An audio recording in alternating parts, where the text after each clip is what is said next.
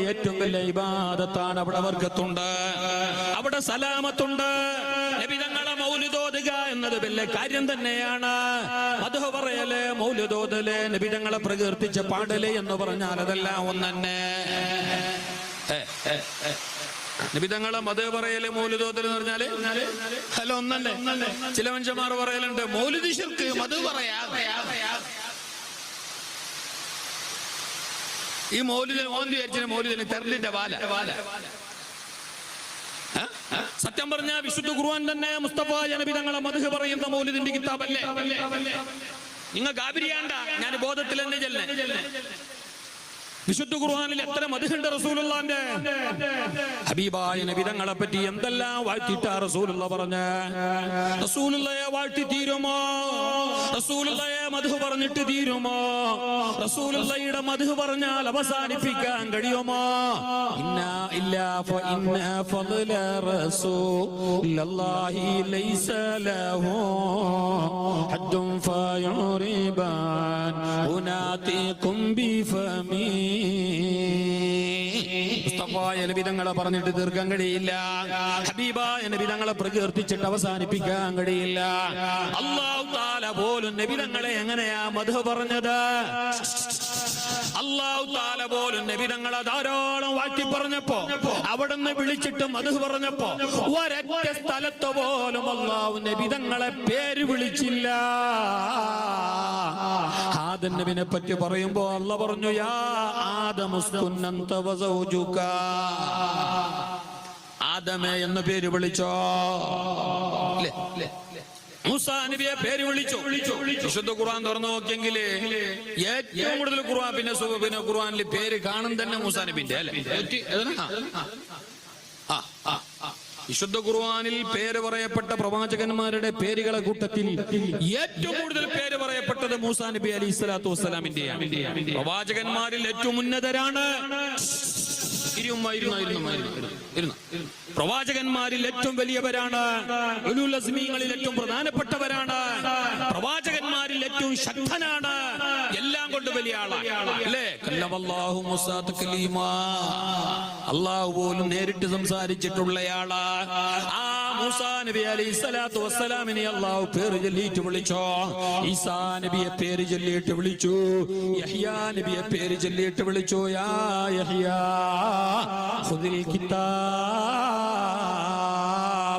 ഇബ്രാഹിം നബിയെ പേര് ചൊല്ലി വിളിച്ചു. അയ്യാ ഇബ്രാഹിം ഖദ് സദ്ദഖത റുഇയാ. എല്ലാ നബിമാരെയും പെണ്ണുങ്ങളെ ഭാഗത്ത് സൗണ്ട് എല്ലാം ക്ലിയർ അല്ലോ അല്ലേ ഓപ്പറേറ്റർ അല്ലേ. എല്ലാ നല്ലവരായ നബിമാരെയും പ്രവാചകന്മാരെയും അല്ലാഹു പേര് ചൊല്ലിയിട്ട് അവരെ മദ്ഹ് പറഞ്ഞപ്പോ, വിളിച്ച കാര്യം പറഞ്ഞപ്പോ, അവരെ പ്രകീർത്തിച്ചപ്പോ, മുസ്തഫ നബി തങ്ങൾ അവരെടുത്തു പോലും അല്ലാഹു പേര് പറഞ്ഞില്ല.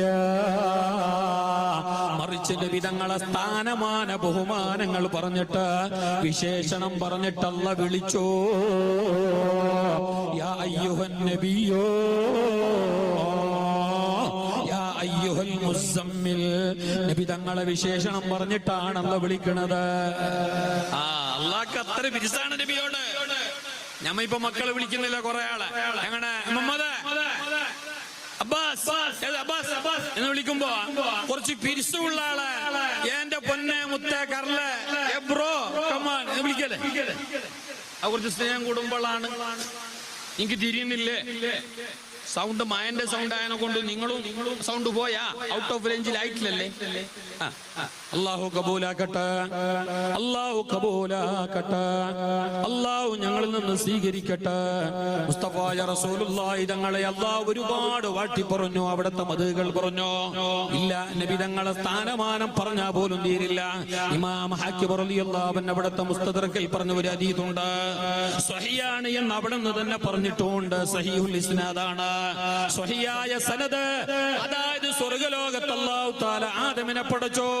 ഒരുപാട് കാലം അവിടെ ആദം അങ്ങനെ ജീവിക്കുന്നു. സുബ്ഹാനല്ലാഹ്. ഒരു സന്ദർഭത്തിൽ ആദം നബി അലൈഹിസ്സലാം അല്ലാഹുവോട് പറയുകയാണ്, പടച്ച റബ്ബേ യഗ്ഫിർലി ദംബി ബിഹഖി മുഹമ്മദ്, മുഹമ്മദ് നബിയുടെ ബർക്കത്ത് കൊണ്ട് ഹക്ക് കൊണ്ട് എന്റെ പാപം പൊറുക്കല്ലാ, എന്റെ ദോഷം പൊറുക്കല്ലാ.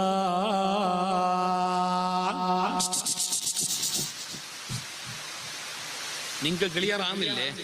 സ്പഷ്ടാന്നില്ലേ? ആദം നബി അലൈഹി സ്വലാം അള്ളാഹിനോട് സ്വർഗ്ഗലോകത്ത് പറയുന്നതാണ്, പടച്ചോനെ എന്റെ നിലണം അപ്പുറപ്പുറം ആയിപ്പോയി, നീ എനിക്ക് മാപ്പാക്കണോ? തെറ്റ് വന്നുപോയി. സത്യത്തിൽ ആദം നബി തെറ്റ് ചെയ്തിട്ടില്ല. ആദം നബി അലൈഹി സ്വലാം തെറ്റ് ചെയ്തിട്ടില്ല, പ്രവാചകനാണ്.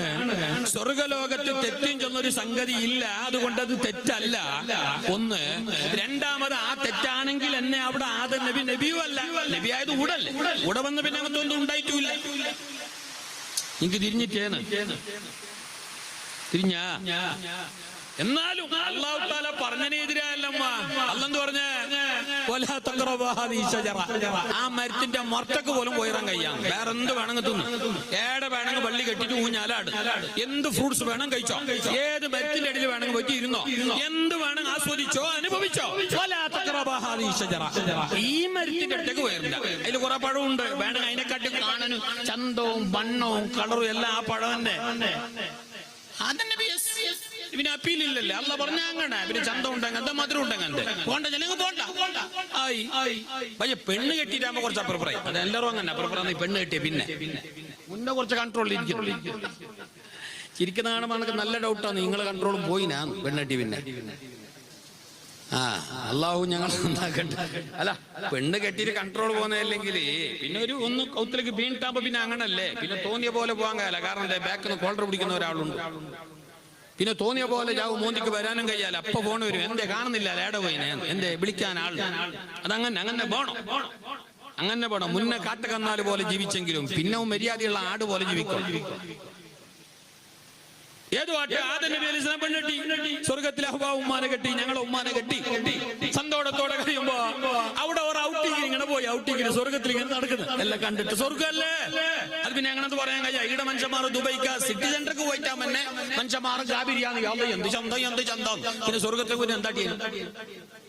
ഈടെ 4 വട്ട യാസീനും പിന്നെ യാസീനല്ല ഏസിയും 3 ഉഞ്ചാലയും കാണുമ്പോ തന്നെ ഓക്ക് പോനെ മനസ്സില്ല. അവിടുത്തെ ഐസ്ക്രീം തിന്നവന് ചെല്ലേ വേണ്ട. അപ്പൊ സ്വർഗത്തിന്റെ കാണുമ്പോ എന്താവും?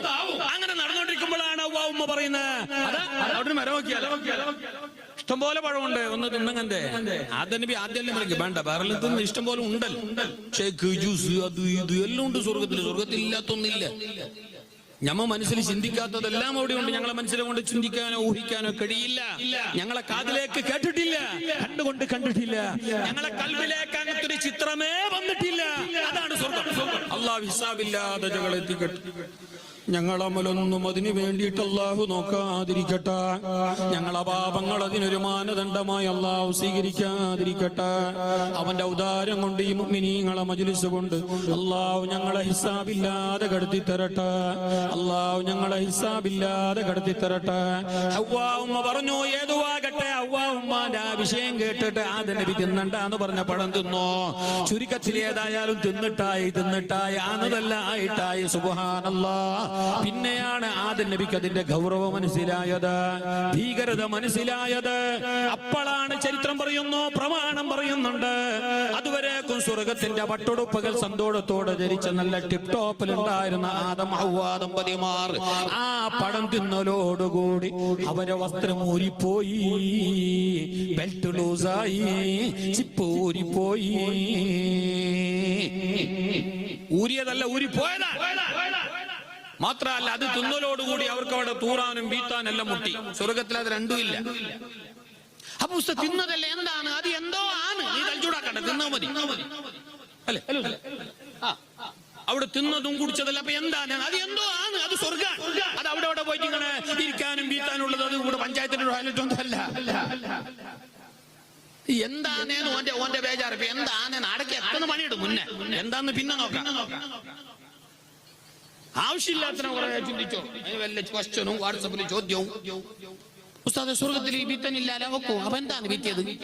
എന്തോ നാട്ടുപോയി നീ മുന്നേ സ്വർഗത്തിലേക്ക് പോ നോക്കൂ. അത് ചിരിക്കാൻ പറയുന്നതല്ല. അള്ളാഹു ഞങ്ങളെ മുഅ്മിനീങ്ങളെ ബർക്കത്തുകൊണ്ട് ആ കൂട്ടത്തിൽ പെടുത്തട്ടെ. അവർക്കോട് കാഷ്ടിക്കാനും മുദ്രിക്കാനും മുട്ടി. ഒരുപാട് വിശാലമാണത് ചരിത്രം, ഞാൻ നീട്ടുന്നില്ല. ഏതായാലും അള്ളാഹുവിന്റെ അടുക്കൽ ആദം നബി അലൈഹി ഇസ്ലാമിന്റെ പശ്ചാത്താപം തോന്നി, കുറ്റബോധം തോന്നി. തൗബ ചെയ്തു. റബ്ബനാ ളലംനാ അൻഫുസനാ വഇൻ ലം തഗ്ഫിർ ലനാ വതർഹംനാ ലനകൂനന്ന മിനൽ ഖാസിരീൻ. പടച്ചവനോട് ദുനിയാവിലും സ്വർഗത്തിലും അള്ളാഹുവിനോട് പാപമോചനം തേടി. അങ്ങനെ ഇരിക്കെ ഒരവസരം അള്ളാഹിനോട് ആദം നബി പറയുകയാണ്, പടച്ച റബ്ബേ മുഹമ്മദിന്റെ ബർക്കത്ത് കൊണ്ട്, മുഹമ്മദ് നബിയുടെ ബർക്കത്ത് കൊണ്ട് സല്ലല്ലാഹു അലൈഹി വസല്ലം ചൊല്ല്. നിങ്ങൾ മുണ്ടാണ്ടിരിക്കണ്ട. മുഹമ്മദുൻ സല്ലല്ലാഹു അലൈഹി വസല്ലം, മുഹമ്മദ് നബിയുടെ ബർക്കത്ത് കൊണ്ട് എന്റെ പാപം നീ പൊറുക്കല്ല. തിന്നണ്ടാന്ന് പറയുന്ന പഴം ഞാൻ തിന്നുപോയി അല്ല. ചില സാഹചര്യങ്ങൾ അങ്ങനെയാണല്ലോ, ഞങ്ങളെ നിർബന്ധിപ്പിക്കാം. ചില സാഹചര്യങ്ങൾ ഞങ്ങൾ തെറ്റിലേക്ക് വഴി കാണിച്ചു തരാം. ചില സാഹചര്യങ്ങളിൽ ഞങ്ങൾ പെട്ടുപോകാം. അങ്ങനെ സംഭവിച്ചു പോയി അല്ല. പൊറുക്കല്ല, പൊറുക്കല്ല. മുഹമ്മദ് നബിയുടെ ബർക്കത്ത് കൊണ്ട് പൊറുക്ക് എന്ന് പറഞ്ഞപ്പോ അല്ല ചോദിക്കുന്നു, ആദമേ മുഹമ്മദിനെ ഞാൻ പടച്ചിട്ടില്ല, പിന്നെ നിനക്ക് എങ്ങനെ മുഹമ്മദ് നബിയെ അറിഞ്ഞു? അപ്പോഴാണ് ആദം നബി പറയുന്നത്, പടച്ച റബ്ബേ ഞാനതാ നിന്റെ സ്വർഗലോകത്ത് അവിടെ നിന്ന് സുജൂദിട്ടിട്ട് തല ഉയർത്തുന്ന നേരാ നിന്റെ സിംഹാസനത്തിലേക്ക് അർശിലേക്ക് ഞാനൊന്ന് നോക്കിയപ്പോ ഞാനിതിനെ കണ്ടു, മക്തൂബം ബിസ്മി മുഹമ്മദ്, മുഹമ്മദ് നബിയുടെ പേരവിടെ എഴുതിയിട്ട് കണ്ടു നിന്റെ പേരിന്റെ കൂടെ. ലാ ഇലാഹ ഇല്ലല്ലാഹ് മുഹമ്മദുർ റസൂലുള്ളാഹ് എന്ന് ഞാൻ എവിടെ എഴുതി കണ്ടു. റബ്ബേ നിന്നിലേക്ക് ഒരാളെ ചേർത്ത് എഴുതണമെങ്കിൽ ലാ ഇലാഹ ഇല്ലല്ലാഹ് എന്ന നിന്നിലേക്ക് ഒരാളെ ചേർത്തിട്ട് മുഹമ്മദുർ റസൂലുള്ളാഹ് എന്ന് എഴുതണമെങ്കിൽ അയാൾ വലിയ ആളായിട്ട് വേണമല്ല. ഇങ്ങനെ നോക്കിയാവല്ലേ, അയാള് വലിയ ആളായിട്ട് വേണോ? എല്ലാരെ പേരും നിന്നിലേക്ക് എഴുതുന്നെങ്കിൽ ചേർക്കുന്നെങ്കിൽ എന്റേത് എഴുതട്ടിയായിനല്ലേ എഴുതിറ്റാലോ, ജിബ്രീലിന്റേത് എഴുതട്ടിയായിനല്ലോ എഴുതിറ്റാലോ. അപ്പൊ ആ എഴുതപ്പെട്ടയാൾ, ആ പറയപ്പെട്ട മുഹമ്മദ് വലിയ ആളാണെന്ന് എനിക്ക് മനസ്സിലായി എന്ന് പറഞ്ഞപ്പോ അല്ല പറഞ്ഞു, അത് വലിയ ആളാണ്, ഈ ലോകം കണ്ട വലിയ നേതാവാണ്, എന്റെ മഹബൂബാണ്, നിങ്ങളെ പരമ്പരയിലെ അവസാനത്തെ പ്രവാചക കണ്ണിയാണ്, എന്റെ ഇഷ്ടദാസനാണ്. ആ മുഹമ്മദിനെ എങ്ങാനും ഞാൻ പഠിച്ചില്ലായിരുന്നുവെങ്കിൽ, ഉദ്ദേശിച്ചില്ലായിരുന്നുവെങ്കിൽ ഈ കാണുന്ന സ്വർഗമോ ലോകമോ ഗോളമോ ഒന്നും ഞാൻ പടക്കില്ലായിരുന്നു. എല്ലാം പടക്കാൻ, ഉണ്ടാക്കപ്പെടാൻ, സൃഷ്ടിക്കപ്പെടാൻ കാരണം മുഹമ്മദുർ റസൂലുള്ളാഹ്. നിങ്ങൾക്ക് പറ്റിയതുപോലെ മുഹമ്മദുർ റസൂലുള്ളാഹ്. ആ റസൂലുള്ളാഹിനെ എല്ലാരും പിരിശം വെച്ചു. പ്രവാചകന്മാര്, മലായികത്തീങ്ങള്, പക്ഷിപ്പറവകള്, കല്ലുകള്, മണലുകള്, ചരൽക്കല്ലുകള്, മൃഗങ്ങള്, അചേതന വസ്തുക്കള്, സചേതന വസ്തുക്കള് എല്ലാം റസൂലുള്ളാഹിനെ ഇഷ്ടപ്പെട്ടു. എല്ലാവരും റസൂലുള്ളാഹിനെ ആഗ്രഹിച്ചു. ഇതിൽ കാണാം അല്ലേ, മദീനയിൽ വെച്ചിട്ട് സഹാബികൾ മുസ്തഫായ റസൂലുള്ളാഹി സല്ലല്ലാഹു അലൈഹി വസല്ലം തങ്ങൾ ഒരു അവസരം വന്നിട്ട് പറഞ്ഞു, നബിയേ നത്തഖിദു ലക മിമ്പറൻ ജദീദ, നബിയേ ഞാൻ ഒരു പുതിയ മിമ്പർ ആക്കട്ടെ നബിയേ ഖുതുബോദാൻ. കുറെ ആയല്ലേ ഇപ്പൊ പഴയ മിമ്പറിൽ തന്നെ ഖുതുബോദന വന്നപ്പോ മക്കത്ത് വന്നിട്ട് മദീനയിലേക്ക് എത്തിയപ്പോ തന്നെ തുടങ്ങി